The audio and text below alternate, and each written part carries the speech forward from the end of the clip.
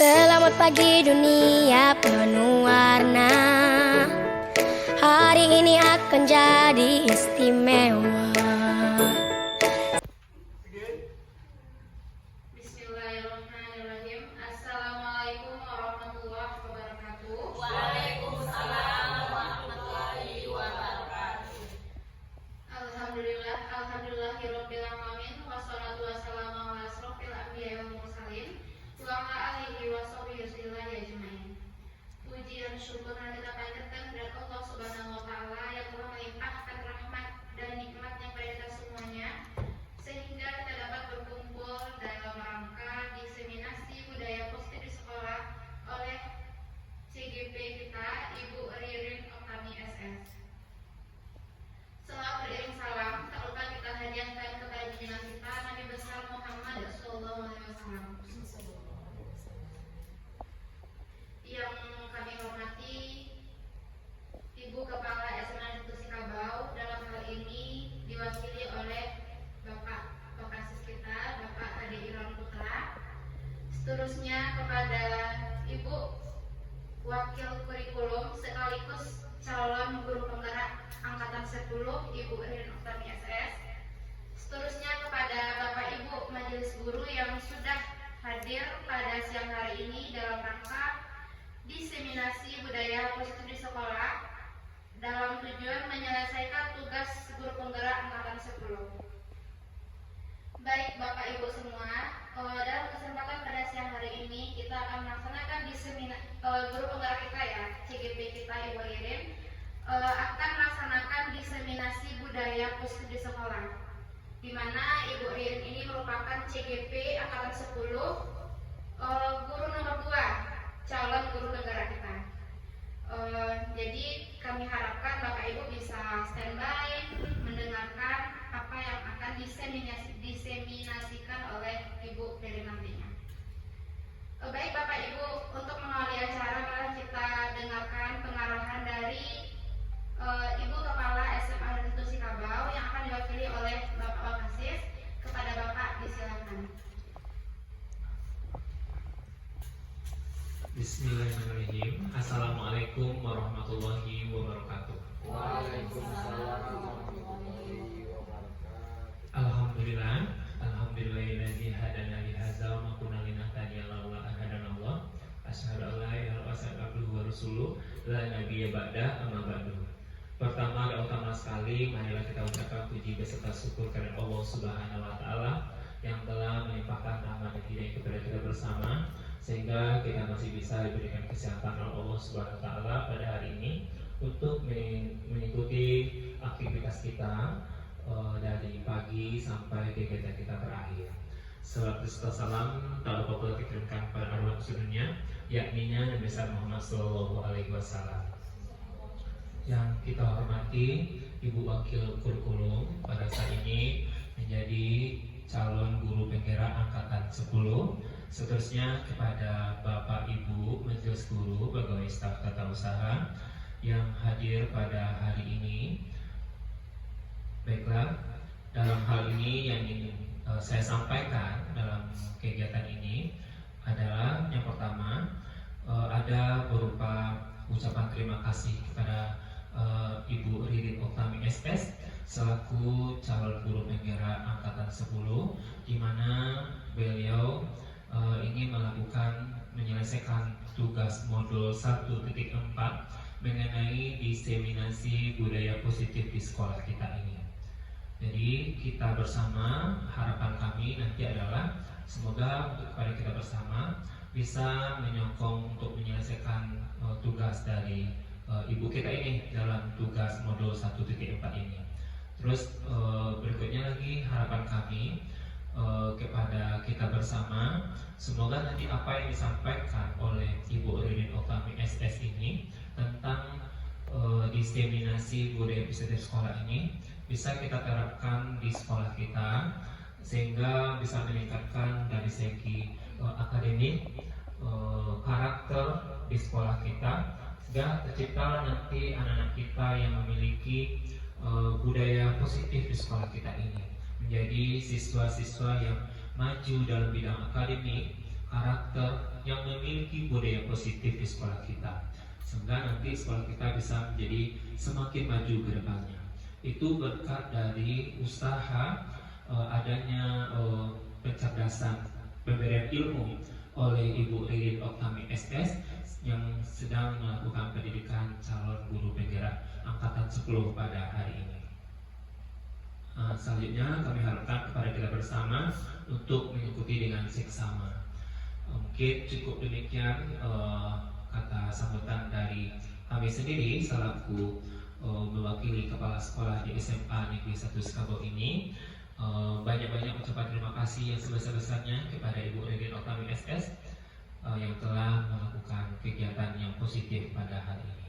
Baiklah, kami akhiri dengan Assalamualaikum warahmatullahi wabarakatuh. Waalaikumsalam.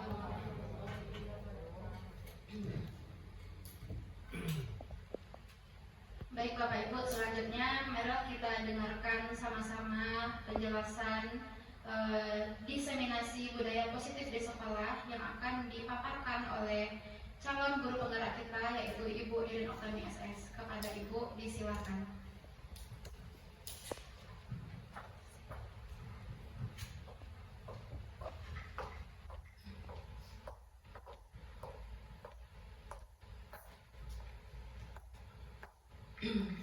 Bismillahirrahmanirrahim. Assalamualaikum warahmatullahi wabarakatuh. Alhamdulillahirabbil alamin. Assalatu wassalamu ala asrofil anbiya'i wal mursalin wa ala alihi wa sahbihi rasulillah ajma'in. Asyhadu an la ilaha illallah wahdahu la syarikalah wa asyhadu anna Muhammadan abduhu wa rasuluh sallallahu alaihi wasallam la nabiyya ba'da amma ba'du. Puji syukur kepada Allah Subhanahu wa taala yang telah melimpahkan rahmat dan nikmat kepada kita bersama sehingga pada hari ini kita bisa hadir di dalam rangkaian kegiatan calon guru penggerak angkatan 10, yakni saya berbagi dalam ilmu yang telah saya dapatkan selama menjalani modul 1.4. Jadi di sini adalah berbagi atau diseminasi budaya positif. Alhamdulillah pada hari ini Bapak Ibu kemudian kepala sekolah sudah memberikan izin, dan kemudian terima kasih kepada Bapak Ibu yang telah meluangkan waktunya sehingga bisa mengikuti acara ini.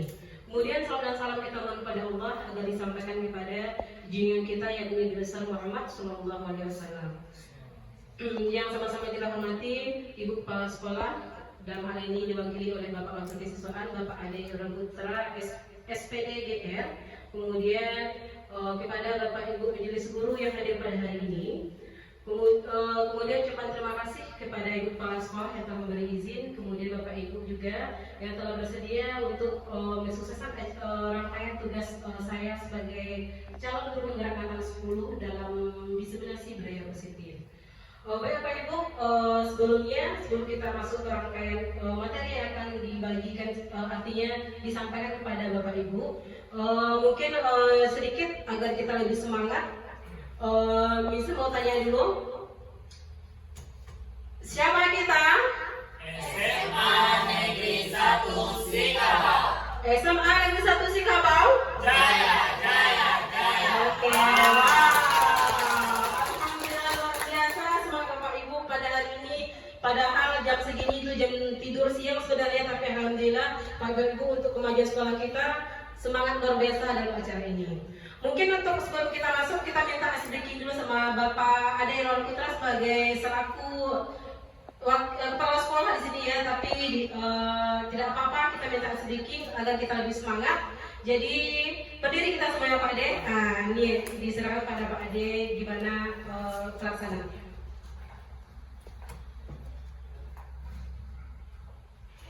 Oke, semuanya Bapak Ibu, kita mulai ya. Sebelumnya kita tepuk tangan untuk Ibu calon guru penggerak kita angkatan 10 untuk ini. Tepuk tangan untuk Bu Ririnnya mana? Tepuk tangannya. Oke. Nah, jadi karena kita sudah bertepuk tangan, nah silakan kita berdiri di tempat. Nah, speakingnya. Jadi kemudian kita bertepuk tangan, jadi maka kita speakingnya kita tepuk tangan juga. Coba dulu. Ibu Ica. Tepuk tangan 1. Tepuk 2. Tepuk 3. Tepuk 4. Wah, bisa semuanya. Ada yang lebih? Jangan sampai berlebih ya. Ulang lagi, tepuk 1. Tepuk 2. Tepuk 3.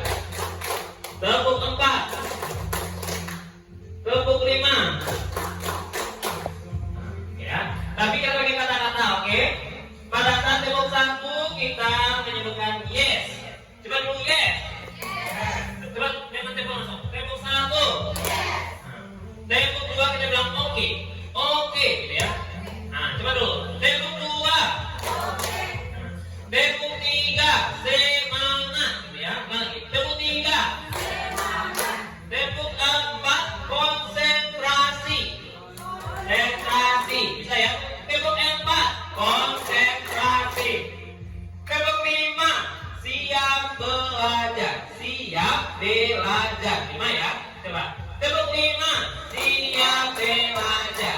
Iya. Bisa semuanya? Bisa? Bisa. Oke ya. Tepuk 1. Oke. Yes ya. Lagi tepuk 1.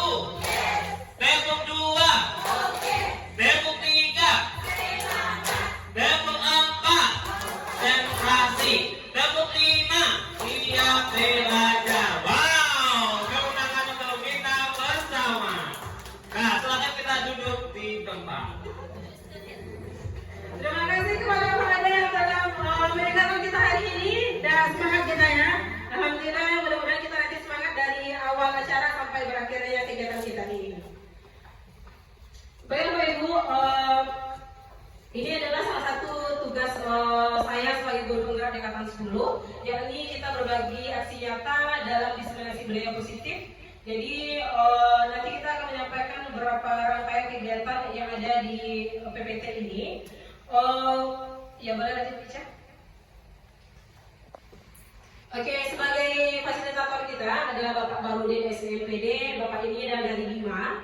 Kemudian pengajar praktek kita Ibu ini SS. Ini guru SMA Negeri 1 Pulau Kunjung. Kemudian saya sendiri sebagai CGP Angkatan 10 berasal dari SMA Negeri 1 Sikabau. Kemudian kita tilik dulu sebelum kita masuk ke budaya positif, karena budaya positif itu adalah kita mengaji masalah budaya positif itu di sekolah. Jadi itu terlepas dari modul 1.1 ini kami belajar tentang tujuan pendidikan menurut Ki Hajar Dewantara. Jadi apa tujuan pendidikan menurut Ki Hajar Dewantara ini? Adalah menuntun segala kodrat yang ada pada anak-anak agar mereka dapat mencapai keselamatan dan kebahagiaannya yang setinggi-tingginya, baik sebagai manusia maupun sebagai anggota masyarakat. Jadi menurut HD ini, pendidikan itu adalah menuntun anak-anak kita untuk mencapai kodratnya sebagai manusia seutuhnya. Jadi peserta didik ini sudah ada kodratnya, ada kodrat alam, ada kodrat zaman. Jadi HD ini menyampaikan pendidikan itu bertujuan untuk menuntun anak-anak mencapai kebiasaan tingginya. Jadi kita menuntut anak itu dari kodrat alam yang dimilikinya, kemudian dari kodrat zaman. Kalau kodrat alam itu apa? Kodrat yang berasal dari diri, artinya sudah dibawa dari lahir, artinya dia punya minat dan bakatnya. Kemudian kodrat zaman, kita menuntut anak, mendidik anak sesuai dengan zaman sekarang. Jadi anak itu dididik dan dituntun sesuai dengan kodratnya, baik kodrat alam maupun kodrat zamannya. Kemudian menurut HD juga, guru ini adalah pelayan bagi anak-anak kita. Jadi kita itu menghambakan diri kepada peserta didik kita. Jadi kata KHD ini hebat filosofinya. Jadi KHD ini mengatakan didiklah anak-anak itu dengan sepenuh hati. Nah, itu kata KHD. Jadi KHD ini menyampaikan tujuan pendidikan itu tidak hanya mencetak otak, tapi juga membentuk karakter siswa, kemudian juga memperhatikan tentang fisik dan jasmaninya. Jadi 3 pendidikan menurut hari ini, yang pertama adalah bagaimana kita membentuk kecerdasan anak, kemudian yang kedua membentuk karakter anak, yang ketiga membuat fisiknya sehat. Jadi salah satu dari tugas di sini adalah bagaimana pendidikan hari ini membentuk karakter anak. Makanya ada yang namanya budaya positif. Budaya positif ini kita laksanakan di sekolah. Makanya rangkaian kegiatannya adalah kita tilik dulu pendidikan itu seperti menurut HD itu apa. Kemudian nanti kita terapkan di sekolah kita. Jadi kata HD itu, guru itu ibarat sebagai petani. Seperti apa itu? Jadi guru ini ibarat petani. Kemudian peserta didik kita itu ibarat bibit. Nah, bibit kita contohkan mungkin bibit jagung. Jadi tugas itu seperti apa bibit jagung itu berarti itu yang sudah dibawa dari anak-anak kita ini. Artinya tidak bisa diubah jagung menjadi padi, tidak bisa. Jadi setelah ini mengibaratkan guru ini adalah seperti petani yang bagaimana dia bisa menumbuhkan bibit yang sudah ada tersebut, bibit jagung tadi. Jadi gimana guru ini merawat, kemudian memupuk, memberikan tempat yang layak, tanah yang bagus, sehingga bibit yang ada ini bisa tumbuh dengan semaksimal mungkin seperti itu. Jadi kalau seandainya bibitnya kurang bagus, tapi kita bisa merawatnya dengan memberikan pupuk, memberikan air, kemudian memberikan sebuah tuntunan. Jadi bisa bibit yang jelek tadi, yang kurang bagus bisa jadi baik. Begitu sebaliknya, ketika bibit itu baik, tapi kita tidak bisa merawatnya dengan baik, tidak ada dikasih air, tidak dikasih pupuk, tidak diberikan sinar matahari yang cukup, bibit yang baik tersebut akan rusak, tidak akan jadi yang berharga bagi kita. Jadi petani ini kita tidak bisa mengubah anak ini. Anak ini kita mau jadikan jagung, tidak bisa. Jadi anak ini sudah punya bakatnya masing-masing. masing-masing. Jadi bakat minat itu kita tumbuhkan nanti bagaimana membuatnya, merawatnya menjadi pribadi yang mempunyai akhlak, kemudian jadi dirinya sendiri seperti itu. Jadi kita termasuk guru ini, jadi kita bisa mengubah anak itu seutuhnya. Kita hanya bisa menuntun mereka, bagaimana mereka mencapai potensinya, bagaimana mereka menggali minat bakat yang dimilikinya. Jadi itu kata hadir ini seperti itu, guru itu sebagai petani. Kemudian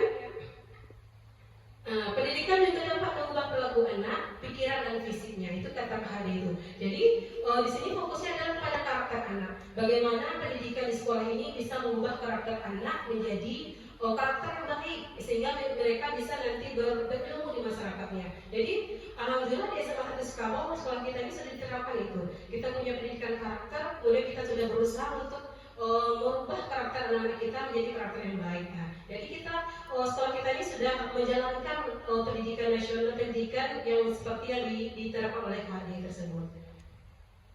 Nah, kemudian berbicara masalah pendidikan di sekolah, berarti nanti pasti ada guru-guru yang budaya positif. Artinya bagaimana kita menanamkan nilai kebaikan kepada anak-anak kita ini. Karena positif itu artinya adalah yang ada nilai kebaikan di dalamnya. Jadi kalau dulu Bu Sari pernah menyampaikan ini sebagai guru penggerak angkatan 10, sekarang alhamdulillah sudah lulus. Jadi sudah dibahas tentang budaya positif ini. Kemudian mungkin bisa menyampaikan lagi, jadi yang sedikit berbeda akan disampaikan. Budaya positif ini adalah menerapkan nilai-nilai kebaikan. Nilai kebaikan itu adalah sifat positif manusia yang merupakan tujuan mulia yang ingin dicapai setiap individu. Nilai kebaikan ini universal seperti yang tercantum dalam profil pelajar Pancasila. Jadi budaya positif ini adalah bagaimana kita menerapkan nilai-nilai kebaikan di dalam diri anak. Bagaimana mengubah anak yang karakternya kurang baik menjadi baik. Nah, itulah tugas kita sebagai seorang guru. Jadi bagaimana kita menjadikan anak ini menjadi anak yang berkarakter seperti itu. Sebagaimana tercantum dalam profil pelajar Pancasila. Dan ada beberapa dimensi yang tercantum dalam profil pelajar Pancasila. Yang pertama adalah beriman dan bertakwa. Yang kedua adalah bernalar kritis, kemudian gotong royong, mandiri, dan berkebinekaan global. Mungkin agar kita teringat lagi gimana profil pelajar Pancasila, karena di dalam budaya positif ini tergambar semua yang ada karakter dalam profil pelajar Pancasila. Nah, coba Bapak Ibu kita berdiri sedikit dulu, kita cobakan lagi apa kita masih ingat dengan profil pelajar Pancasila. Jadi disitulah terkadang nanti nilai-nilai budaya positif yang ada dalam profil pelajar Pancasila. Oke, mungkin Bapak Ibu boleh berdiri dulu, kita bernyanyi sedikit agar kita teringat terus dengan dimensi profil pelajar Pancasila ini. Oke, ini pakai gerakan ya Bapak Ibu. Nah, pakai gerakan. Oke.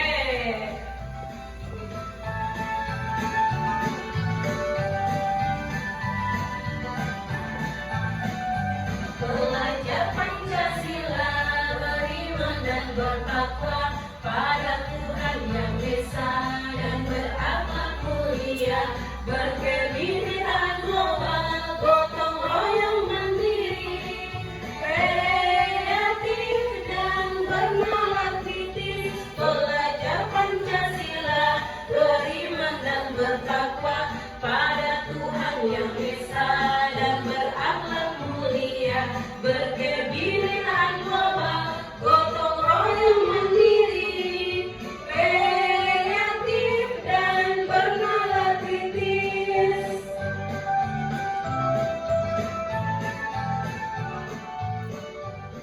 Oke, terima kasih Bapak Ibu.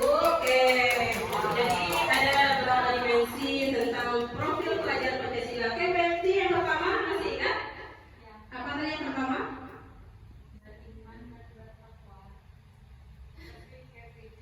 Oke, kata Bu Ati, beriman dan bertakwa serta berakhlak mulia. Oke, Pak ada yang kedua apa tadi?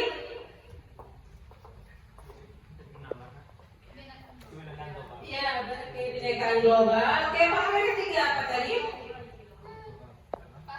Bergotong royong, kemudian mandiri, kemudian kreatif dan bernalar kritis. Jadi dalam penyusunan visi sekolah kita itu kita beranjak dari profil pelajar Pancasila tersebut. Oke, jadi di dalam budaya positif itu tidak terlepas dari motivasi perilaku manusia. Untuk menerapkan budaya positif ini, kita butuh mengetahui motivasi perilaku manusia. Artinya manusia siapapun melakukan sesuatu itu pasti ada motivasinya. Nah, motivasi itu ada dua. Yang pertama motivasi ekstrinsik, artinya dari luar. Kemudian motivasi intrinsik, artinya motivasi dari dalam. Oke. Kemudian motivasi ekstrinsik, motivasi dari luar. Salah satu motivasi manusia itu melakukan sesuatu adalah yang pertama untuk menghindari hukuman atau ketidaknyamanan. Jadi seseorang itu melakukan sesuatu, dia terkadang untuk menghindari ketidaknyamanan. Apa contohnya? Misalnya siswa kita ini datang tepat waktu ke sekolah. Sebenarnya itu mungkin karena mereka bukan dari diri mereka, tapi takut nanti mungkin pas misis nih yang ngajarnya marah kalau dia terlambat seperti itu. Jadi motivasi anak datang ke sekolah ini bukan karena dia dalam dirinya, tapi karena dia takut kena hukuman seperti itu. Jadi mungkin kita juga ada motivasi ekstrinsik dari luar diri kita. Misalnya terkadang kita melaksanakan segala sesuatunya itu terkadang bukan berasal dari diri kita, tapi karena suatu hukuman atau karena suatu teguran, bukan seperti itu. Ini juga pernah disampaikan oleh ibu saya dulu sebagai guru pendekatan 9. Jadi motivasi anak-anak kita ini terkadang mereka belum mau betul dalam dirinya lagi, tapi mereka takut karena adanya satu teguran hukuman. Misalnya nih Pak Alo nanti kerjakan tugas nih, tapi kerjakan tugasnya besok kena marah sama Pak Alo sama kerjakan tugas. Jadi bukan dalam dirinya yang muncul dulu kerjakan tugas, dia takut nanti kena tegur sama Pak Alo seperti itu. Jadi seseorang itu punya melakukan tindakan itu pertama karena menghindari ketidaknyamanan. Yang kedua, perilaku manusia itu melakukan sesuatu itu motivasinya adalah untuk mendapatkan imbalan untuk penghargaan. Jadi ketika motivasi kita mendapatkan imbalan untuk penghargaan, itu belum hakiki, artinya belum dari diri kita sendiri. Itu bisa dalam waktu dekat bisa habis saja. Contoh, misalnya nih, kita anak-anak kita ini belajar rajin atau dia belajar dalam ujian itu, tapi karena mereka diajar oleh gurunya, nanti kalau Anda dapat nilai 100, ibu kasih hadiah. Nah, jadi anak-anak kita itu belum dalam dirinya sebenarnya mereka ingin mendapatkan imbalan seperti itu. Jadi ternyata itu adalah identitas gagal sebenarnya. Jadi kalau kita memberikan hukuman atau penghargaan itu tidak bagus. Itu adalah identitas gagal. Kenapa? Karena mereka belum melakukan sesuai keinginan hati mereka. Mereka terpaksa karena ada yang namanya hukuman, ada yang namanya penghargaan. Jadi seperti itu. Nah, itu motivasi seseorang melakukan suatu kejadian atau tindakan. Jadi yang kita inginkan apa? Motivasinya adalah motivasi internal dari dalam diri kita sendiri. Kalau kita hubungkan dengan disiplin, kita maunya anak-anak ini betul-betul melaksanakan disiplin ini, budaya positif ini, keinginan dalam diri mereka sendiri, bukan karena adanya hukuman, bukan karena adanya penghargaan. Karena penghargaan dan hukuman itu adalah identitas gagal untuk disiplin. Kenapa? Karena ketika kita memberikan hukuman, anak takutnya sementara saja. Misalnya Pak Alo nih, anak terlambat, dikasih hukuman, anak takut ketika Pak Alo saja. Ketika dengan bisnis nanti tidak takut lagi. Kenapa? Karena yang memberikan hukuman itu adalah Pak Alo, bisnis tidak bisa seperti itu. Jadi anak itu bukan dalam dirinya sendiri untuk mentaati aturan. Nah, jadi itu yang sering terjadi di sekolah. Makanya namanya ini dispensasi budaya positif. Ada namanya berbagi ilmu tentang bagaimana penerapan budaya positif yang bagusnya. Nah, seperti itu. Nah, kemudian juga harusnya yang bagi kita semua, baik itu stakeholder yang ada di sekolah maupun siswa, itu yang terpenting adalah motivasi internal. Motivasi internal ini motivasi yang betul-betul datang dalam diri dia sendiri. Artinya dia sendiri ingin untuk berdisiplin, dia sendiri ingin untuk datang pagi, dia sendiri ingin mengerjakan tugas tanpa adanya paksaan atau hukuman dari orang lain. Nah, itu yang bagus sebenarnya. Jadi itu yang akan kita terapkan, yang dimana kita berusaha untuk menerapkan di sekolah tersebut. Jadi anak-anak ini bukan karena hukuman mereka dapat tepat waktu, bukan karena dikasih penghargaan mereka tepat waktu. Karena penghargaan saja, berarti kasih penghargaan mungkin sama bicara nanti tidak mau dia, karena dia kasih penghargaan berarti bicara tidak seperti itu. Tapi kalau anak-anak yang betul dari dalam dirinya, siapapun tidak diberikan, mereka tetap akan melakukannya karena itu dorong dalam dirinya untuk disiplin itu. Misalnya saya ini mau datang tepat waktu ke sekolah bukan karena siapa-siapa, tapi karena saya mau jadi diri saya sendiri. Yang inilah saya sebagai pelajar mau bertugas untuk datang ke sekolah. Nah, itu yang kita inginkan di diseminasi budaya positif ini seperti itu. Nah, itu yang akan kita bersama Bapak Ibu. Itu yang disampaikan dalam modul 1.4. Misalnya menyampaikan apa yang dipelajari dan berbagi dengan Bapak Ibu seperti itu. Semuanya terlaksana tidak terlaksana nanti tergantung kolaborasi kita bersama. Baik itu dengan kepala sekolah kita semua, karena sisanya sendiri akan bisa melakukannya, itu tanpa dukungan dari Bapak Ibu seperti itu. Jadi itu yang kita terapkan. Jadi motivasi orang melakukan pun dua saja, yang kita inginkan dalam motivasi internal, betul-betul dari dalam dirinya sendiri. Oke, lanjut bicara. Kemudian juga seseorang melakukan sesuatu itu tadi ada motivasinya karena mereka punya kebutuhan dasar. Kebutuhan dasar itu adalah sesuatu yang kita lakukan untuk mendapatkan apa yang kita inginkan. Seluruh tindakan kita lakukan memiliki tujuan tertentu dan semua usaha terbaik yang kita lakukan adalah dalam rangka kebutuhan dasar kita terpenuhi dengan baik. Jadi seseorang itu melakukan sesuatu itu karena ada kebutuhan yang sepenuhnya, ada kebutuhan dasar. Berapa kebutuhan dasar manusia yang perlu tadi bicara? Yang perlu kita tampilkan ini, tadi bicara.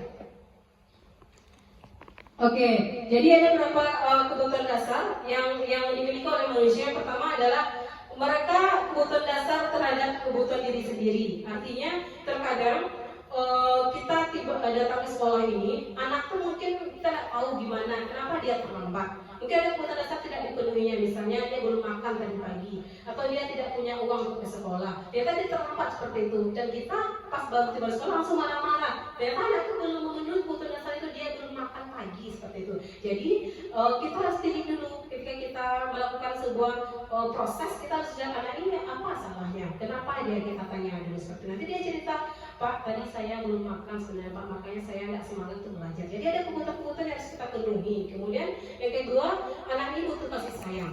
Jadi anak ini butuh kasih sayang, artinya mungkin dia cari perhatian sama kita karena dia tidak dapat perhatian di rumahnya. Jadi dia bikin ulah atau perangai itu mungkin karena dia tidak dapat kasih sayang di rumahnya, sehingga dia cari-carilah celah bagaimana mencari perhatian kita. Sebenarnya kita nggak tahu kalau anak itu ada punya kebutuhan itu, kita langsung marah-marah saja seperti itu. Jadi itu yang perlu kita ubah. Nanti kita tanya sama anak dulu apa yang terjadi, nak, kenapa anak seperti ini. Jadi seperti itu rangkaian yang harus kita lakukan kepada anak.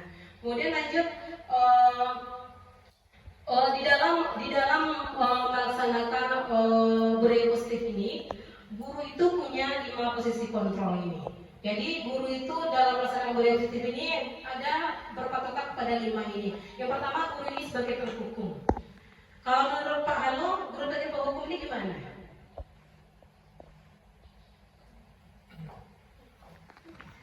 Kalau menurut saya, guru penghukum itu menurut saya adalah seandainya ada kesalahan dari si peserta didik yang tidak sesuai dengan peraturan, langsung dihukum aja tanpa ada menanya dulu apa sebabnya dia melakukan seperti itu. Oke, bagus. Tepuk tangan untuk Pak Alo, bagus Pak Alo ya. Jadi betul kata Pak Alo ini. Guru penghukum ini langsung saja dengan kata-kata, kalau penghukum ini sifatnya kata-katanya kasar, kemudian tunjuk-tunjuk, kemudian dia menghukum anak tanpa menanya apa-apa, langsung aja kamu sekarang WC, seperti itu. Jadi gurunya di sini posisinya adalah sebagai penghukum seperti itu. Jadi ini akan kita rubah nanti. Jadi ini akan kita rubah nanti gimana posisi kita yang sebagusnya seperti itu. Di antara 5 ini ada nanti posisi bagus yang harus kita miliki, baik itu kepala sekolah, guru, seluruh stakeholder yang ada di sekolah harus memiliki yang ini. Kemudian kalau menurut nanti guru ini, posisi kontrol guru ini adalah pembuat rasa bersalah itu seperti apa?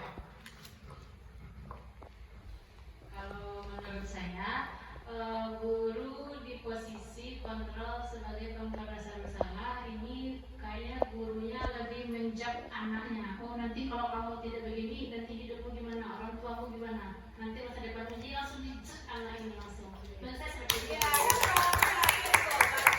Biasa, ya, kan selalu seperti itu. Jadi nanti pembuat rasa bersalah artinya kita membuat itu mana yang harus bersalah dalam dirinya. Orang tua kamu nanti gimana? Kamu tidak sayang sama orang tuamu. Tidak ingat kamu kalau kamu susah bekerja di sawah seperti itu. Ya betul itu. Oke, kemudian yang ketiga, Pak Lisman. Kira-kira posisi kontrol guru ini sebagai pembantu gimana? Pas ya Pak Lisman ya? Pas ya Pak Lisman tuh ya? Oke.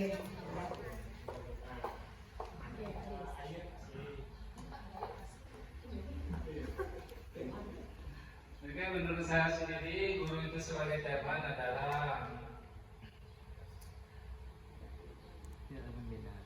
tidak ada membedakan anak-anak itu dengan satu sama lain.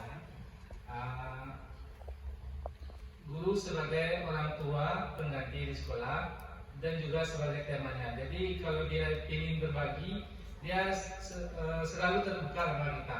Dia juga mengenal kita sudah sama umur walaupun kita udah tua dari dia. Terima kasih Pak Adit ya. Guru sebagai teman. Terkadang banyak ya kita menjadikan anak itu teman kita. Jadi artinya mungkin anak itu misalnya datang lebih terlambat atau datang tidak mengerjakan tugas. Oh, kenapa tidak mengerjakan tugas? Ya adalah nanti bapak bantu kamu seperti itu ya. Jadi kata itu seperti teman kita dengan anak itu seperti itu ya. Kemudian guru sebagai pemantau ini gimana ini Bu Mafira?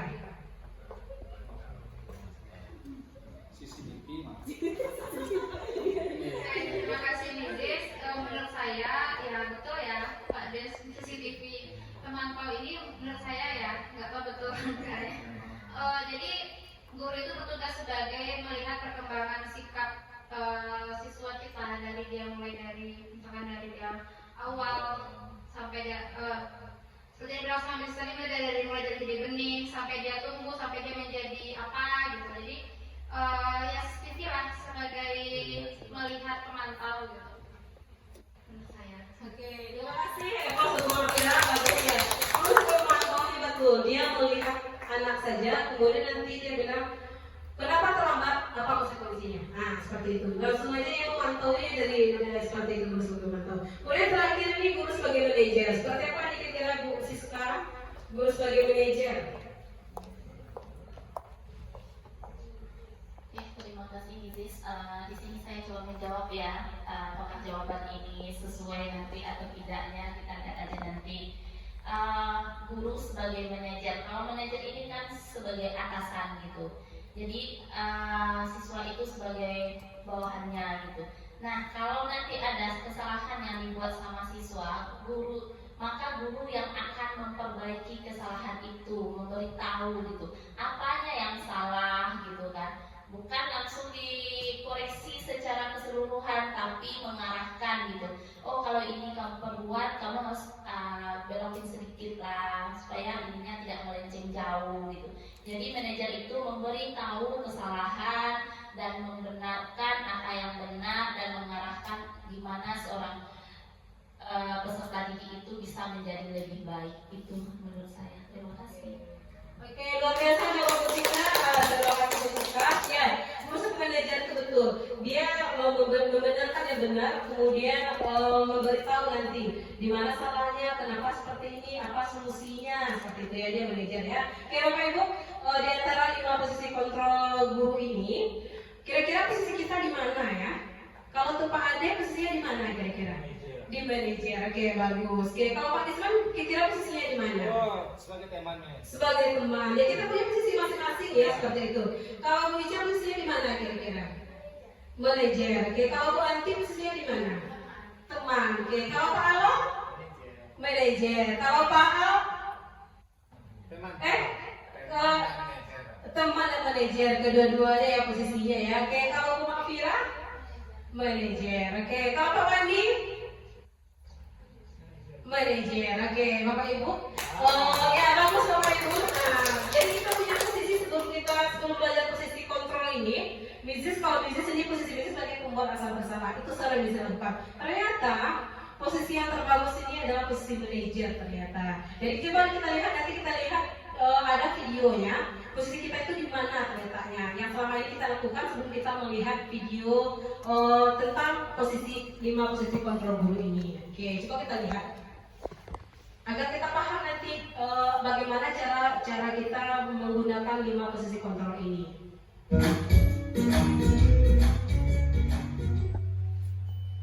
Salam bahagia Ibu dan Bapak guru hebat. Dalam penerapan disiplin positif restitusi, salah satu program yang dikembangkan adalah 5 posisi kontrol. 5 posisi kontrol dalam restitusi adalah proses perjalanan seorang pendidik agar dapat mengenali dirinya. Pada video kali ini, kita akan membahas tentang 5 posisi kontrol yang dikembangkan oleh Diane Gossen dan contoh penerapannya.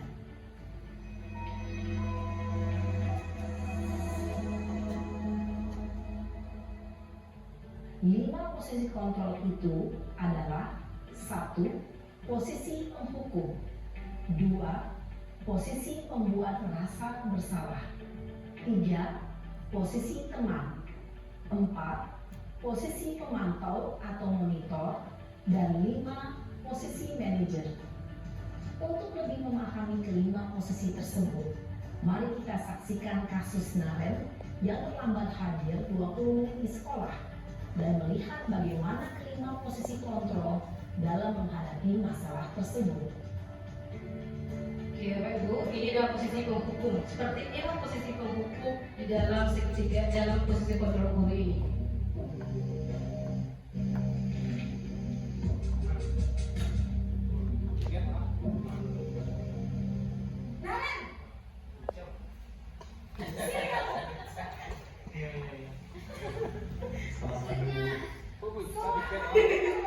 Oke, kita tahu kan itu manusia kita ini di sini. Maaf Bu, saya Alasan kamu?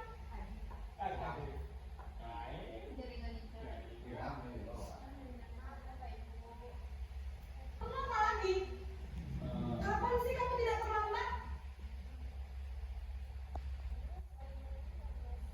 Malas sekali ya kamu jadi anak. saya Dasar pemalas. Gak kapok-kapok.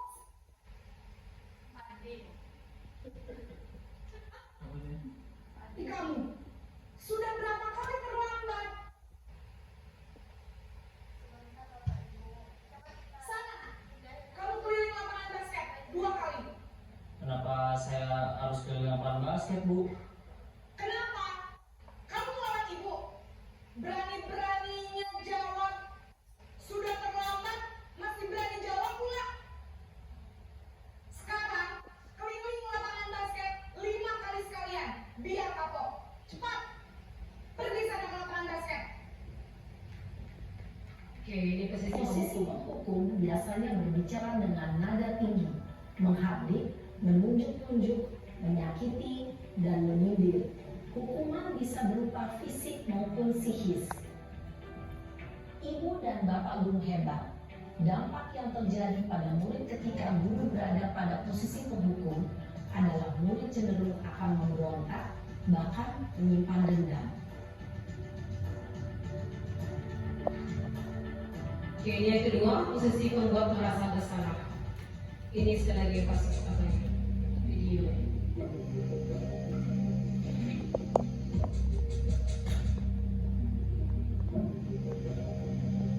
Naren,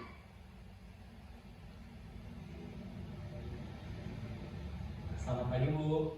Naren. Kamu kenapa terlambat lagi, nak? Ya Tuhan, Naren. Kamu senang ya bikin ibu susah ya?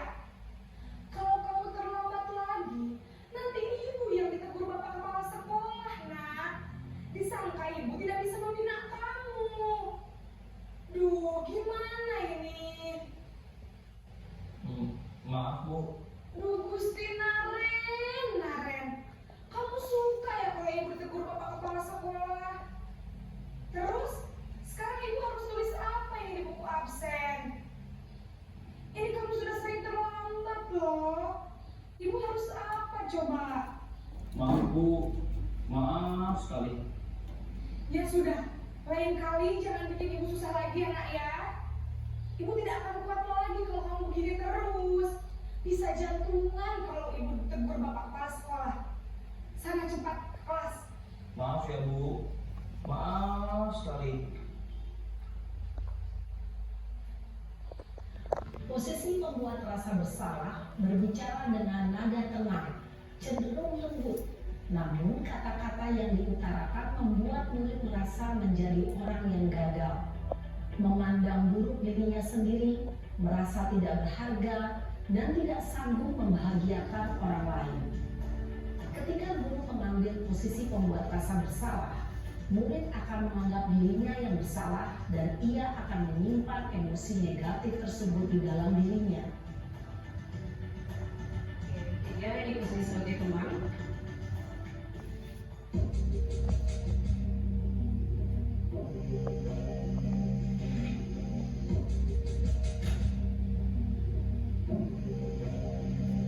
Naren,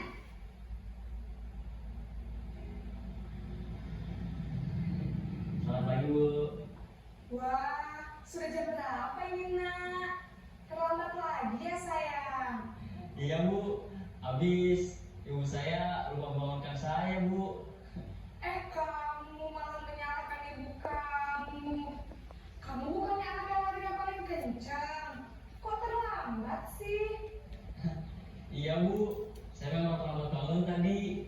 Jadi biarpun saya lari kencang, tetap gak kesenja Bu.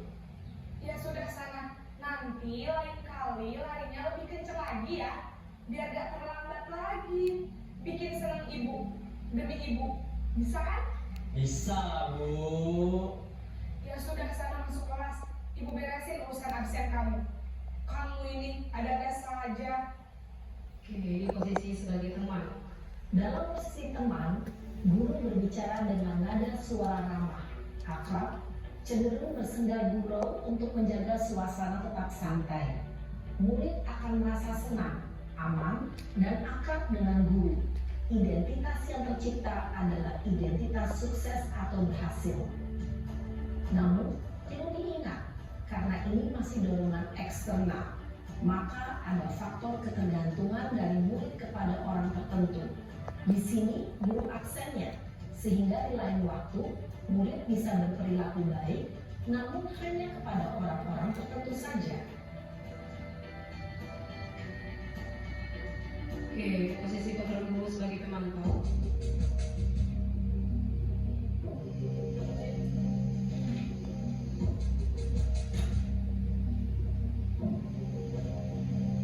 Naren!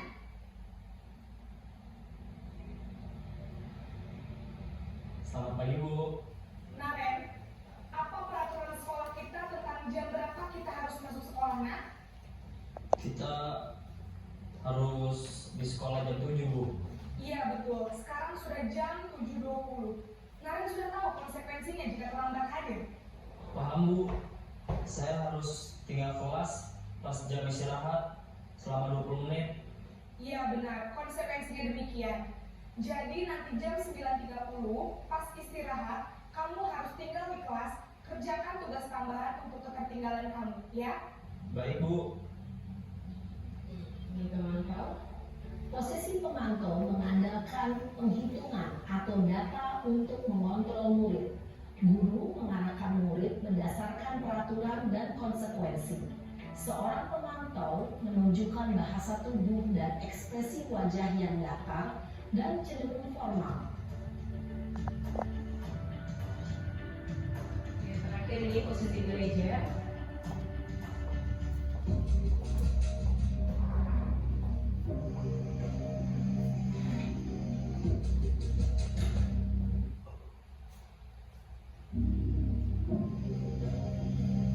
Naren!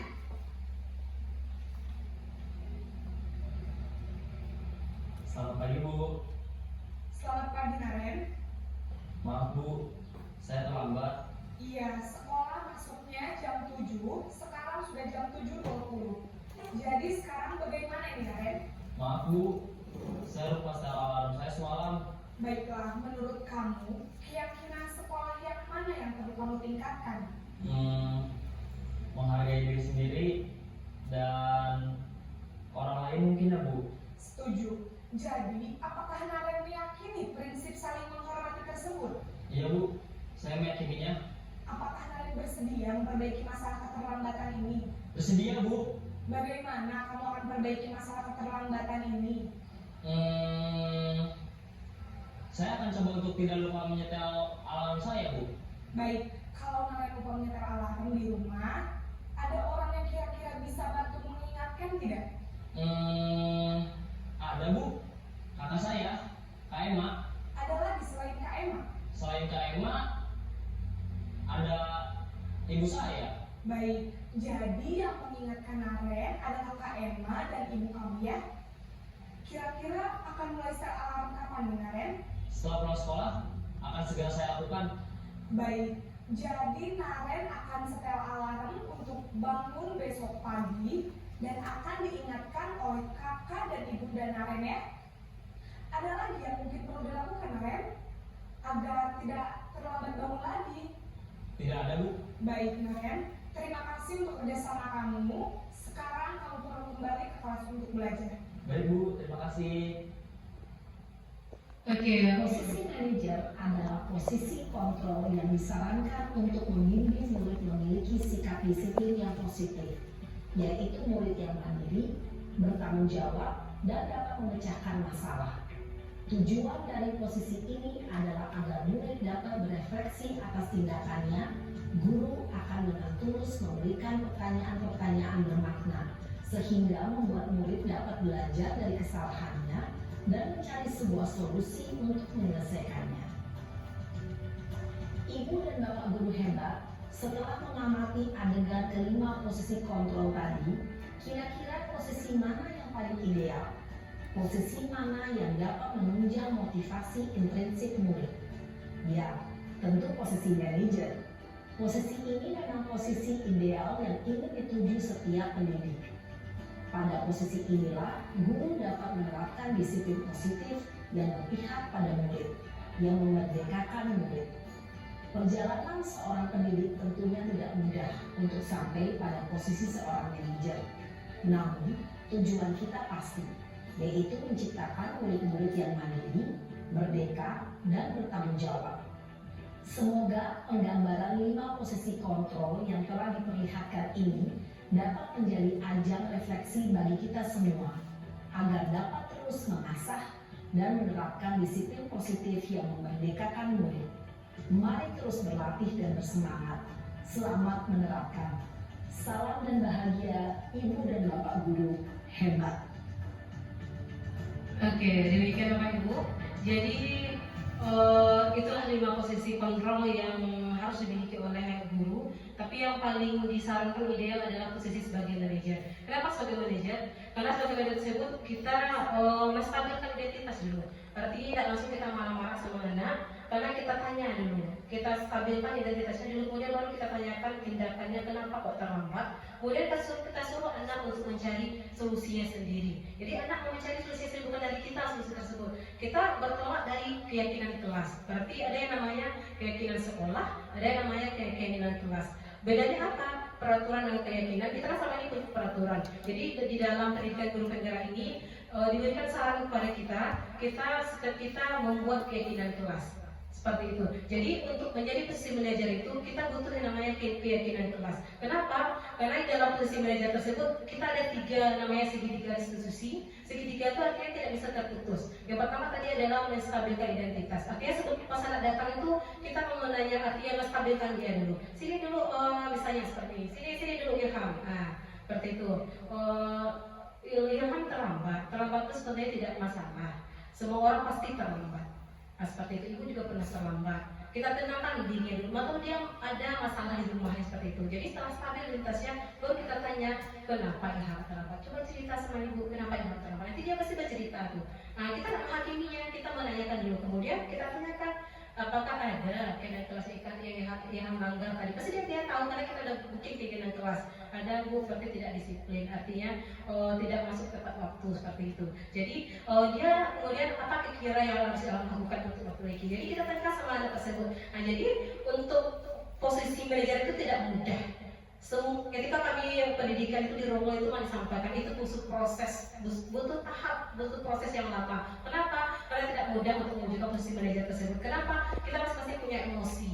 Artinya mungkin emosi guru ini berbeda-beda. Jadi lihat anak kita lambat, kemudian kita langsung tidak bisa mendapatkan posisi manajer. Berarti kita belum bisa menstabilkan identitas tersebut. Jadi untuk kita menerapkan posisi manajer tersebut kita butuh yang namanya keyakinan kelas. Jadi sekarang tidak ada lagi peraturan. Artinya kalau peraturan itu sifatnya adalah dari guru itu sendiri. Tapi kalau keyakinan kelas ini dari anak. Berarti dari anak kita minta Ananda kira-kira apa yang perlu kita terapkan aturan di dalam lokal ini. Kita minta dari anak dulu. Kalau biasanya kita kan bikin misi setelah contohnya ini, misi sebelum belajar ini ya. Sekarang udah belajar gini ternyata ada ilmu bagi kita nanti, makanya disuruh berbagi deh rekan-rekan guru. Kalau begitu dulu bikin saja peraturan belajar bahasa Inggris dengan bisnis. Yang pertama adalah tidak boleh terlambat. Kata-kata tidak boleh terlambat. Biasanya menentukan yang bukan dari anak. Yang kedua, ketika tidak berpeluang tugas, Anda silakan nanti denda 1 buah pot bunga, misal seperti itu. Kemudian ketika cabut denda 2 buah pensil seperti itu. Jadi itu kita saja menentukannya, bukan bertanya sama anak kita menentukan sama ini. Jadi di dalam untuk membuat yang namanya budaya positif, kita butuh posisi kontrol tadi. Posisi kontrol yang mana kita butuhkan? Posisi kontrol sebagai manajer. Yang manajer itu kita butuh membuat keinginan kelas. Jadi ini disarankan semuanya. Jadi masing-masing kita untuk wali kelas, kemudian guru mapel, masing-masing punya keyakinan kelas. Keyakinan kelas ini sifatnya datang dari murid. Artinya kita bekerjasama dalam setiap murid dalam lokal itu, kita bikin keyakinan kelas kita seperti apa. Jadi ketika Anda melanggar, Anda kembali ke keyakinan kelas Anda, apa keyakinan kelas Anda, kemudian apa yang harus Anda lakukan. Jadi kita menanyakan langsung ke anak tersebut apa keyakinan kelas dan kemudian bagaimana cara memperbaikinya seperti itu. Jadi butuh membuat keyakinan kelas, kemudian butuh membuat keyakinan sekolah seperti itu. Jadi Bapak Ibu, mungkin untuk semester berikutnya masing-masing wali kelas buat keyakinan kelas, artinya sehingga anak tidak berat, anak menganggap betul ini yang kita sepakati keyakinan kelas ini dari kita untuk kita semuanya, bukan dari Bu Anti saja yang bikin kemarin. Kalau kan kemarin kita kan egois itu seperti apa, kita sendiri yang menentukannya tanpa bertanya sama anak dulu. Nah, sehingga anak berat melakukannya. Tapi ketika kita udah bikin keyakinan kelas, kita tanya sama anak apa keyakinan kelas yang Anda langgar tadi. Nah, gimana cara Anda perbaikinya? Nah, seperti itu. Mungkin ada kasus anak berkelahi atau anak ada berkelahi kemudian robek baju temannya. Katakannya ibu tidak mencari siapa yang benar siapa yang salah di sini. Apa keyakinan kelas yang telah kita buat? Anak pasti bilang saling menghargai misalnya. Nah, kemudian apa yang Anda lakukan untuk memperbaiki ini? Nah, dia pasti bilang saya pertama minta maaf Bu, yang kedua mungkin saya akan menjahit pakaian teman saya robek itu. Nah, itu ternyata ada tanya dari kita, dari anak yang datang untuk memperbaiki apa kesalahan atau keyakinan telah mendatang langgar seperti itu. Jadi ini butuh kita terapkan. Jadi di setiap semester awal nanti masing-masing guru mapel bikin keyakinan kelas, kemudian Bapak Ibu wali kelas bikin keyakinan kelas. Karena keyakinan kelas ini datangnya dari kita bersama dengan murid kita. Nah, seperti itu untuk menjadi posisi sebagai manajer. Nah, seperti itu. Dan mungkin lanjut berbicara. Dan ini contoh yang bisa lakukan kemarin di lokal 11 IPS atau Pak Halo. Ini kegiatan membawa keyakinan kelas. Masing-masing murid itu ditanya kemarin apa-apa peraturan kelas kita yang kita butuhkan rasanya. Banyak jawaban anak-anak itu tidak boleh mencontek, tidak boleh berkelahi, tidak boleh terlambat, harus tepat waktu tugas banyak. Kemudian nanti ditempelnya. Karena itu dari dia sendiri datanya. Kemudian kita kelompokkan. Kita jadikan kalimat positif. Dia keyakinan kelas ini tidak boleh kalimat negatif. Tidak boleh kata-kata tidak boleh seperti itu. Keyakinan kelas ini kata-katanya adalah mudah diingat. Kemudian tidak boleh yang negatif, harus yang positif. Kenapa yang positif? Karena kita akan menciptakan budaya yang positif. Makanya kita selalu ada pada itu kata-kata yang positif. Seperti misalnya tidak boleh berkelahi. Kata positifnya apa? Saling menghargai dan saling menghormati. Nah, itu yang kita buat keyakinan kelasnya. Kemudian tidak boleh terlambat. Apa keyakinan kelasnya? Disiplin. Nah, datang tepat waktu. Nah, tidak boleh kata-kata tidak boleh, jangan itu negatif. Nah, jadi kita mau membuat setelah itu nanti kan banyak jawaban itu. Anak tuh pasti ada yang sama jawabannya. Kita simpulkan, kemudian kita buat keyakinan kelasnya. Nah, ini yang harus Anda keyakinan kelas kita buat bersama seperti itu. Kemudian nanti kita jadikan poster, kita printkan dan kita tempel di kelas kita. Kemudian juga Bapak Ibu mata pelajaran juga bikin keyakinan kelas. Kemudian kita akan melakukan yang posisi kontrol tadi sebagai meja tuh berujuk dari keyakinan kelas tersebut. Kita hanya menanyakan apa keyakinan kelas kita. Kalau seandainya anak tuh buang sampah sembarangan, artinya berarti menjaga kebersihan kelas. Nah, seperti itu. Jadi tidak boleh katakan tidak boleh buang sampah, tidak boleh. Keyakinan kelasnya adalah menjaga kebersihan kelas seperti itu. Dan itu untuk ini kemarin keyakinan kelas 11 IPS itu ada kehadiran, kemudian ada partisipasi, ada menghormati, ada saling menghargai, ada komunikasi, ada penggunaan bahasa. Tidak ada kata-kata negatif di situ. Tidak ada kata-kata tidak boleh, jangan. Contoh yang kehadiran, siswa harus datang tepat waktu. Dan tepat waktu setiap sesi kelas. Sesi kelas apa artinya? Setiap mapel, apapun yang masuk sampai yang terakhir itu sesi kelas namanya. Nah, kemudian yang partisipasi apa? Semua siswa diharapkan untuk aktif dalam setiap kegiatan pembelajaran. Semua berarti tidak hanya jam bisu saja, tapi setiap kegiatan pembelajaran. Kemudian menghormati. Nah, tidak boleh ada kata-kata tidak di situ. Menghormati, semua siswa diharapkan untuk menghormati satu sama lain guru dan semua materi dalam kelas. Nah, menghormati berarti hormati semuanya. Artinya baik dalam penjagaan barang-barangnya. Kemudian saling menghargai, melempatkan lelucon yang berlebihan atau mengarah ke perundungan. Kemudian komunikasi, semua siswa diharapkan untuk bersikap sopan santun dalam setiap kegiatan pembelajaran. Kemudian penggunaan ponsel. Penggunaan ponsel dilarang selama sesi kelas kecuali jika ada izin sebelumnya dari guru tujuan pendidikannya. Jadi yang udah kata-katanya singkat: kehadiran, partisipasi, menghormati, saling menghargai, komunikasi, penggunaan ponsel. Itu kegiatan kelas yang kita buat, kita ubah tata tertib kita. Biasanya kita bikin kan tata tertib atau peraturan, sekarang kita buat keyakinan kelas. Itu Bu Sari sudah menerapkan di kelasnya itu. Ada keyakinan kelas 11 IPA ya. Semester besok setiap kelas menerapkan keyakinan kelas, kemudian guru mapel ada juga keyakinan kelas dan kita kumpulkan keyakinan kelas kita itu tersebut. Jadi ketika kita melihat masalah anak, kita pakai posisi control manager menggunakan segitiga restitusi. Nah ini tadi ya, guru berperan sebagai manajer ini menggunakan segitiga restitusi dalam masalahnya. Yang pertama, menstabil identitas tadi. Artinya kita menstabilkan anak kita dulu. Jangan langsung kita tegur, kita marahi, kita stabilkan dulu. Duduk dia dulu, barangmu, mau dulu, kemudian kita tanya seperti itu. Kita katakan yang positif dulu, tidak apa-apa, tidak masalah. Semua orang ada masa yang berantem. Misis juga pernah berantem dengan teman Misis. Pak Ade juga pernah. Nah seperti nanti baru kita korek lagi. Nah sekarang kira-kira kenapa anda berantem tadi? Nah kan kita stabilkan ya tuh. Ya Allah selesai untuk akan baca kak. Atau kita langsung tuh dalam marah tuh, dan akhirnya emosi anak itu nyambung seperti itu. Ini kita dapatkan dari ilmu ini. Dari ilmu ini kita dapatkan karena kita belajar di modul ini seperti itu. Jadi baru kita tanya, habis itu baru tadi kenapa Ilham? Kenapa Syah terserah namanya Wanda berantem? Ya cerita begitu, karena hatinya lah tenang. Karena kita stabilkan tadi dia hatinya lah tenang. Ceritanya kok, Mbak tanya kok. Apa keyakinan kelas yang Ilham langgar tadi atau yang Wanda langgar? Ya Bapak tahu karena kita udah bikin ini. Tapi kalau kita nggak buat ini, nggak bisa kita jadi manajer. Kita mungkin bisa jadi hukum saja. Kita bisa jadi pembuat sebagai bersalah saja, sebagai teman saja. Jadi posisi yang dianjurkan itu adalah pada kita semua adalah sebagai manajer tadi. Setelah itu kita tanya, apa keyakinan kelas yang dilanggar? Apa cara Anda perbaikinya? Nanti dari dia datangnya seperti itu. Jadi di situ nanti bisa terwujud budaya positif kalau kita melakukan segitiga restitusi tersebut. Salah satunya adalah membuat keyakinan kelas. Nah ini, kenapa dia segitiga? Dia tak bisa terputus karena saling berkaitan seperti itu.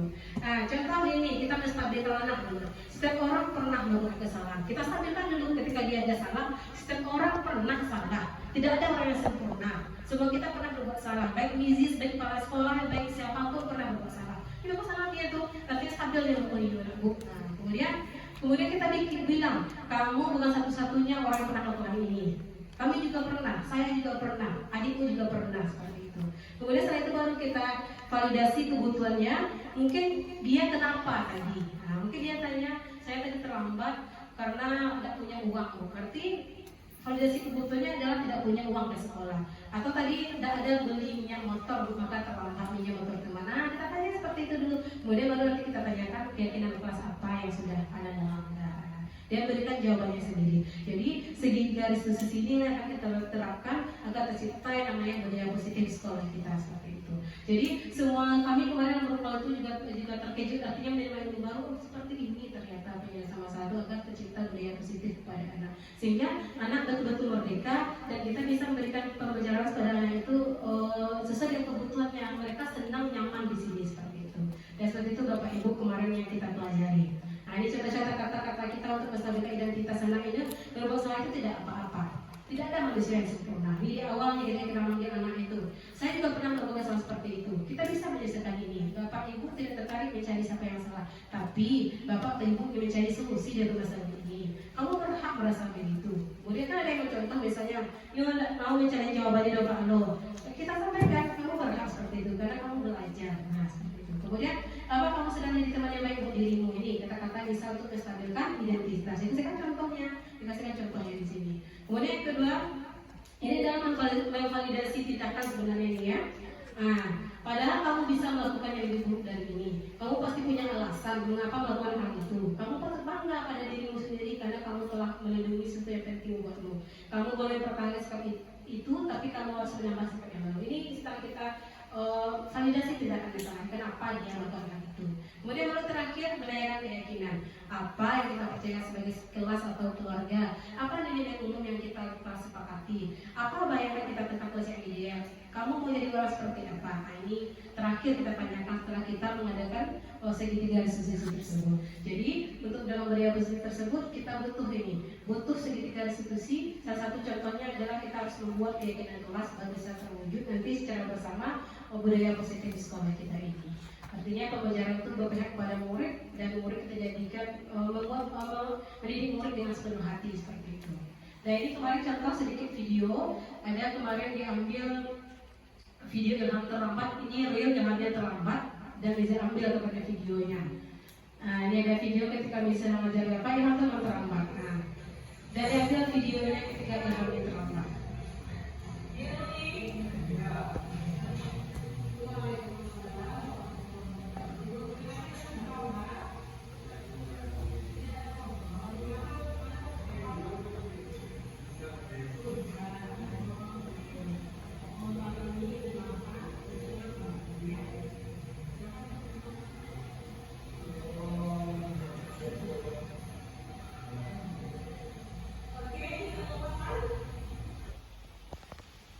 Nah, oke. Ini video bisa melakukan segitiga diskusi dengan Ilham kemarin. Setelah belajar dipanggil Ilham ke ruang TK kemarinnya. Ini bisa pakai ruang UKS kemarin. Ini mas paduka identitas dulu.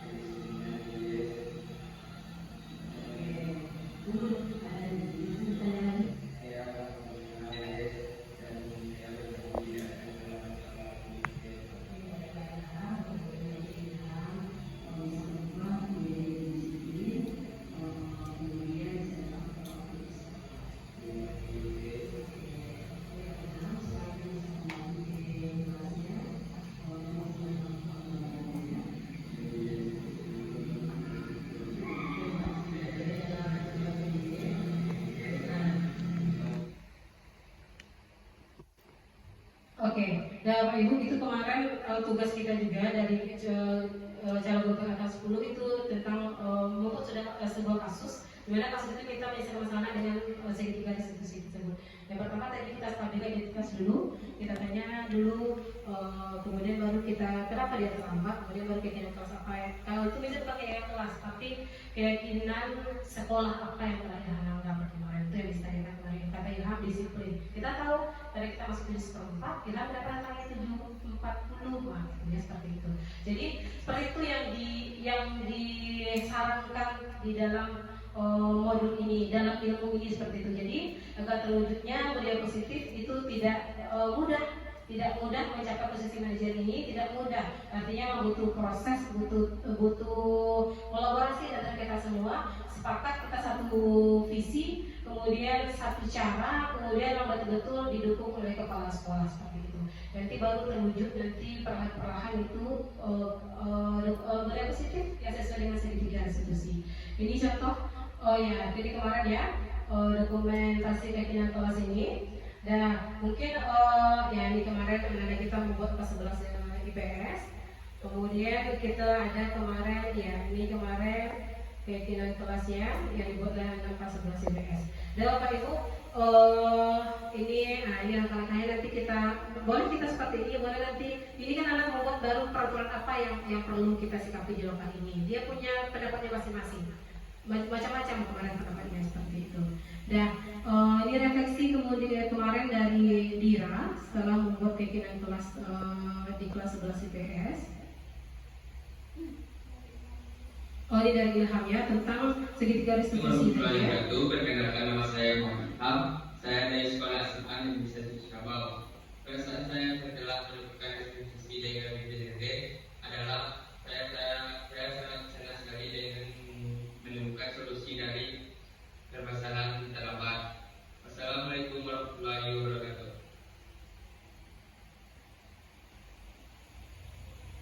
Oke, ini Dira kemarin. Perkenalkan, saya Dira dari kelas 11 IPS. Pada awal semester ini saya mendapatkan hal yang berbeda dari minggu sebelumnya, yaitu adanya keyakinan kelas ini. Kami sedang senang dengan adanya keyakinan kelas ini, karena kami dan teman-teman dapat menyampaikan keinginan dan harapan kami terhadap kelas kami. Kami sangat enjoy saat di kelas, kami tidak tertekan dengan kata-kata di kelas yang terpenting kami diajarkan untuk bertanggung jawab dengan situasi yang ada. Terima kasih, dan sukses dan sehat selalu.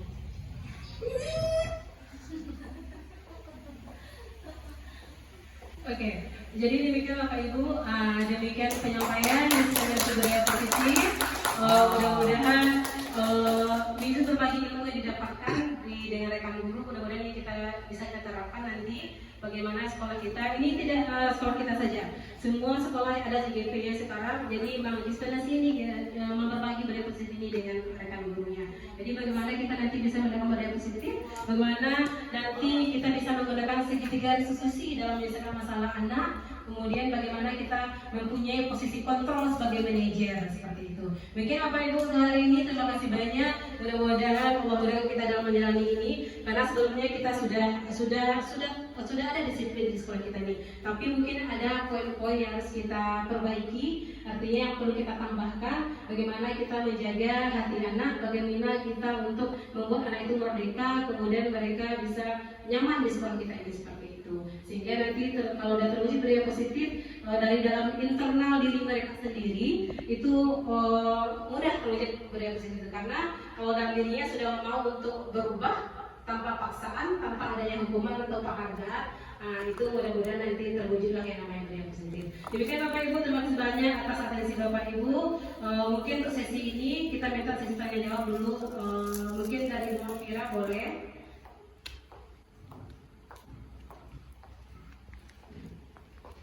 Baik, terima kasih Mrs. Assalamualaikum warahmatullahi wabarakatuh. Waalaikumsalam. Terima kasih banyak pada Miss telah memberikan ilmu baru. Dari awal tadi mengenai apa tadi yang kita di dunia seperti apa, terus segitiga apa tadi itu restitusi sampai ke fungsi kontrol, sampai ke budaya, sampai ke keyakinan kelas. Mungkin yang mau saya tanyakan adalah dari yang posisi kontrol kan kita ternyata saya bukan manajer, ternyata saya adalah seorang pemantau atau CCTV kata Pak Risman tadi. Nah, jadi yang mau saya sampaikan adalah yang mau saya tanyakan adalah bagaimana cara kita untuk kita kan inginnya anak kita tuh dia berubah menjadi lebih baik lagi. Terus, nah bagaimana cara kita untuk menjadi sebuah posisi kontrol yang seorang manajer tadi yang baik, itu kan yang paling baik ya Mrs. ya. Kalau menurut saya tadi kan saya udah manajer nih kayaknya, ternyata belum lagi gitu, masih jauh ternyata. Nah bagaimana dari Mrs. sendiri, bagaimana cara kita menjadi seorang yang manajer tersebut? Mungkin gitu aja Mrs. Terima kasih. Assalamualaikum warahmatullahi wabarakatuh. Waalaikumsalam warahmatullahi wabarakatuh. Kita kan untuk Bu Fira dulu kayak pertanyaannya bagus. Ya, sama bisnis dengan Bu Fira sama juga. Kemarin ketika ditanya sama fasilitator, Ibu sudah posisi mana? Posisi manajer seperti itu. Ternyata jauh, ternyata kita lihat cuplikan video bahwa saya masih posisi pembuat rasa bersalah seperti itu. Nah itu kemarin ya. Jadi salah satu cara kita bagaimana cara kita menjadi posisi menjadi seperti yang disampaikan tadi itu tidak mudah, itu butuh proses. Bagaimana proses yang pertama tadi adalah yang pertama agar sampai ke situ kita membuat keyakinan kelas dulu.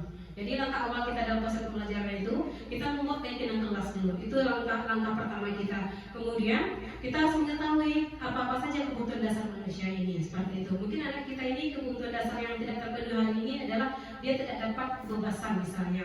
Mungkin ada siswa kita ini yang minta misi juga langsung keluar, mungkin yang lelah bukan yang kita, tapi lelah belajar dari pagi kimia, satu bahasa Inggris, satu biologi lo, pengen keluar lama-lama aja kita cari udara bebas, belum cari udara segar sebenarnya. Tapi kita tidak tahu, kalau kita bilang mungkin ini PPK Manus seperti itu, sampai masuk itu udah barang merah. Jadi kita lihat dulu, mungkin lemah tadi mas seperti itu, Jadi itu kita lihat dulu apa kebutuhannya. Karena anak-anak kita tuh berbeda, misalnya yang di lalu di dalam yang lokal misalnya, mungkin kebutuhannya tidak terpenuhi, misalnya kurang tidur malam tadi. Nah seperti itu, mungkin kita suruh dulu cuci mukanya dulu Anda. Nanti pas di terakhir mungkin pas kita selesai pembelajaran kita panggil ya seperti itu. Kenapa tadinya cerita tuh waktu lalu berarti kebutuhan yang dipenuhi adalah kebutuhan dia kurang tidur misalnya, artinya mungkin ada yang kebebasannya, artinya ini kan punya kebebasan untuk bisa tidur bebas bisa seperti itu. Nah jadi itu langkah kita yang pertama, artinya kita membuat keyakinan kelas dulu. Jadi dari situ kita beranjak dulu kan langkah awal karena ini proses pembelajaran, karena itu tidak bisa mesti manajer kalau tidak ada keyakinan kelas. Tidak bisa mesti manajer kalau tidak ada kesepakatan sekolah atau keyakinan sekolah. Jadi sekolah juga punya keyakinan, bukan peraturan lagi, tapi keyakinan sekolah. Ini kita pelajari di modul ini seperti itu. Jadi nanti ketika kita anak itu dalam sekolah besar, kita tanya apa keyakinan sekolah yang Anda langgar. Nah seperti itu. Nanti jawab nanti. Nah seperti itu. Nanti gimana cara Anda untuk memperbaikinya, apa yang harus Anda lakukan seperti itu. Jadi mungkin langkah awal kita ini artinya bertahap, tidak bisa instan kita langsung jadi posisi manajer, tidak bisa seperti itu Bapak Ibu. Karena itu berkali-kali disampaikan oleh fasilitator seperti dalam buku itu, ini tidak mudah Bapak Ibu, banyak kendala nanti, banyak hambatan seperti itu. Jadi itu yang harus kita lalui, pelan-pelan kita lalui. Misalnya ini, nampak Pak Alo di misalnya, kita ingatkan Pak Alo segitiga diskusi, Pak Alo gunakan itu, nggak bisa Pak Alo beres-beres Pak. Nah, Pak Alo mau segitiga diskusi kan lupa gunakan itu. Nah, artinya yang stabilkan identitasnya dulu, kemudian baru tanya kenapa yang terlambat, baru mengacu keyakinan kelas seperti itu. Misal bicara juga, nah jangan langsung marah-marah dulu, biasanya kan bicara. Kita telah belajar ini, karena kan berdua dia bisa dalam sehari ya, nggak besok orang yang lagi. Artinya semua sekolah udah banyak yang punya guru penggerak ini. Semua materinya sama, semua gaya yang disampaikannya sama nanti seperti itu. Bagaimana menciptakan budaya positif dengan menggunakan posisi kontrol sebagai manajer, menggunakan segitiga restitusi. Artinya itu yang dianjurkan untuk hari ini seperti itu. Jadi mungkin itu Bu Mafira untuk jawaban pendek dari Mrs. seperti itu.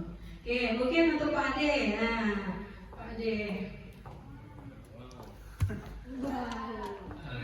Terima kasih kepada Ministry Program ISS. Assalamualaikum warahmatullahi wabarakatuh. Waalaikumsalam warahmatullahi wabarakatuh. Dalam hal ini, dalam kesempatan ini mungkin saya tidak bertanya ya Mrs. Saya ucap terima kasih sebesar-besarnya dari hal yang tidak tahu menjadi tahu gitu. Iya, jadi setelah Mrs. melakukan berbagi budaya positif di sekolah kita ini, jadi saya tahu posisinya, kebetulan saya ada juga yang melakukan sebagai teman, ada yang melakukan sebagai penghukum, ya kan. Rupanya bagusnya adalah yang suaranya paling besar, gitu kan, mengeluarkan sebagainya. Rupanya paling bagus adalah sebagai manajer. Jadi ucapan terima kasih sebesar-besarnya kepada Bu Mrs. Ridwan Kami STS, terutama untuk Mrs. Ridwan Kami STS.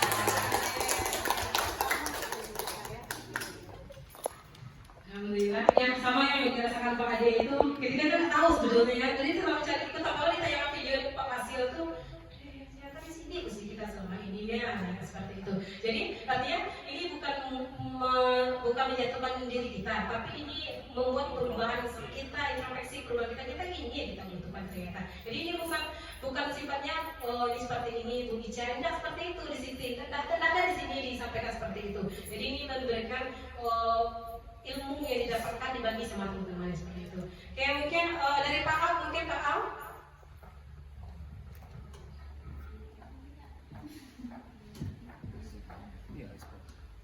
Kalau saya sangat ibu calon guru penggerak, dan insya Allah nanti akan selesai sampai akhir. Sangat banyak sekali ilmu yang saya peroleh, sehingga saya tahu juga posisi saya dengan anak bagaimananya, sehingga saya sungguh dapat ilmu juga, bisa memposisikan yang baiknya sebagai manajer, langkah baiknya nantinya. Dan setelah penyampaian ini bertambah juga ilmu saya, alhamdulillah.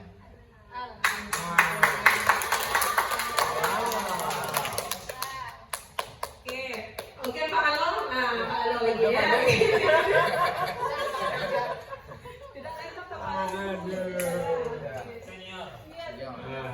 Terima kasih dari teman-teman medis tadi. Kalau posisi saya tadi yang paling ini campur-campur. Cuma porsinya itu beda-beda ya kan. Pas dan marah ada saatnya. Kalau saya sesuai dengan sikon juga. Ya, tapi umumnya sudah setelah waktu di modul di BNM kami yang besar saya sudah merubah cara ini. Mungkin karena sama anak pun sudah jarang sekarang marah-marah pun. Iya gitu ya. Apalagi sekarang ada 3 tarikan, mungkin 3 itu secara teori mungkin yang itulah yang berbakat kali secara teori ini. Bagaimana cara untuk apa tadi ada 3 tahap tadi kan? Segitiga itu tadi itu. Itu luar biasa mampuannya. Mudah-mudahan bisa kita terapkan.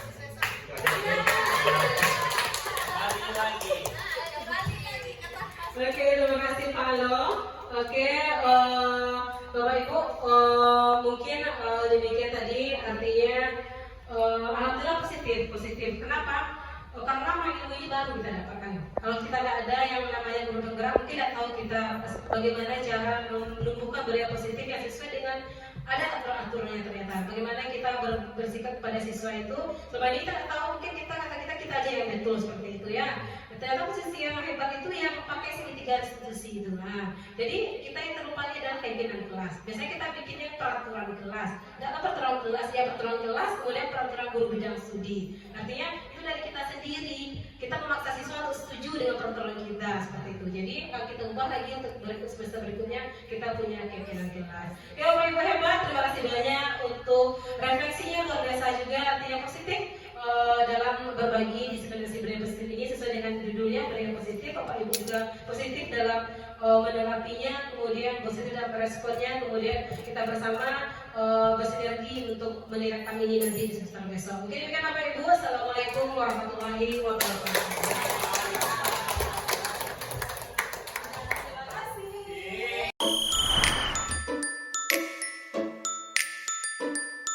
Selamat pagi dunia penuh warna. Hari ini akan jadi istimewa. Selamat pagi wahai teman semua. Tawar yang iringi langkah kita. Sudah tak sabar segera dimulai. Siapkanlah dirimu. We're gonna have a good time. Oh so much fun. Perkenalkan nama saya Muhammad Ilham. Saya dari Sekolah SMA Negeri 1 Surabaya. Perasaan saya setelah melakukan diskusi dengan Dirjen adalah saya sangat senang sekali dengan menemukan solusi dari permasalahan terlambat. Wassalamualaikum warahmatullahi wabarakatuh.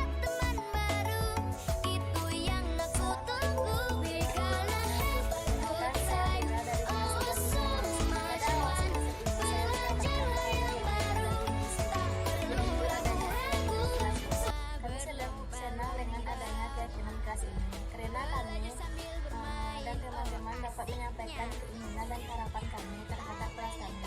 Kami sangat enjoy saat di kelas kami tidak tertekan dengan tata tertib di kelas yang terpenting